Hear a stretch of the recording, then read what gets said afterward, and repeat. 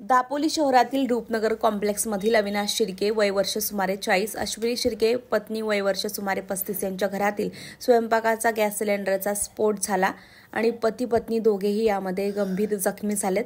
आधी दापोली उपजिल्हा रुग्णालयात उपचार करून अधिक उपचारासाठी त्यांना मुंबई येथे हलवण्यात आले।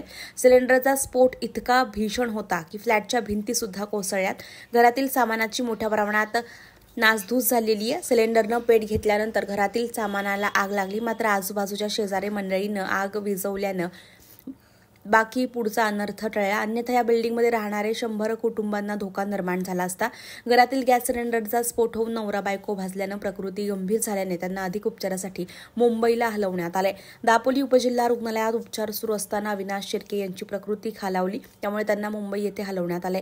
सिलेंडरचा भयानक स्फोट होऊन एका बाजूची भिंत संपूर्ण कोसळली, एका बाजूची खिडकी संपूर्ण तुटून खाली जमिनीवर पडलेली आहे। सुदैवाने त्यांची दोन्ही लहान मुले शाळेत होती। गॅस सिलेंडर स्फोटाच्या आवाजाने संपूर्ण परिसर हादरला होता। तळमजल्यावरील काही लोकांची देखील हानी झाली। अचानक स्फोट झाल्यानं स्थानिक नागरिक भयभीत झालेत।